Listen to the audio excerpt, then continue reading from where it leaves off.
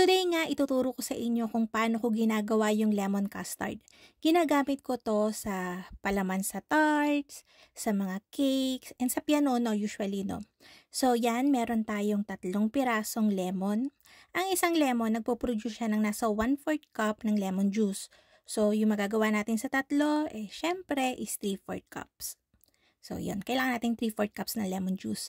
And then, naglagay ako dyan ng 3/4 cup ng sugar, pinch of salt, iodized dapat ha, tapos 3 pirasong egg yolk and 1 pirasong whole egg.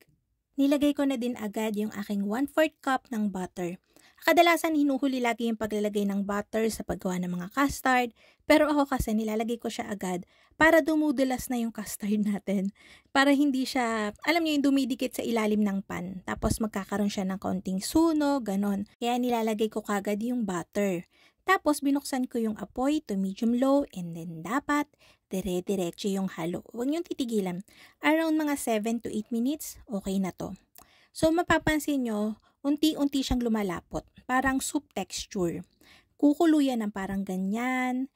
Once na kumuluyan ng ganyan, lutuin nyo lang for another 1 minute and then patayin nyo na yung apoy. Huwag nyo nang tagalan kasi, again, may whole egg to. Kapag ka nasobrahan yung luto, pwedeng mag-separate. Diba? So, pinatay ko na yung apoy, hinalo ko pa na konti kasi mainit pa yung pan natin. Ito, optional na to. Mas gusto ko kasi yung custard, lemon custard natin is may body.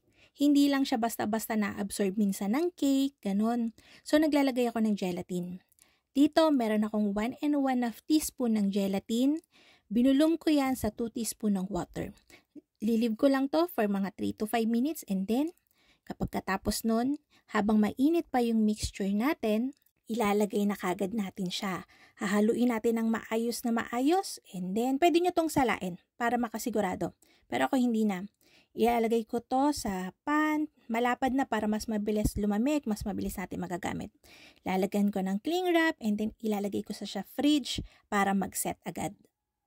Dahil gagamitin ko na to agad, ito yung texture niyan after 1 hour sa fridge. Mas magsiset pa yan kapag mas matagal. Pero pag hinalo natin yan, makikita nyo, medyo malabnaw pa siya. Pero okay lang yun pag nilagay natin yan sa cakes o kaya sa tarts natin and inirest natin, mas magsiset na yan ulit. Ang sarap nga nitong gamitin sa mga cakes, talagang lumalaban yung asim matamis. So, i-save nyo na yung recipe natin and gagawa natin to ng recipe video later. So, yun na, bye-bye!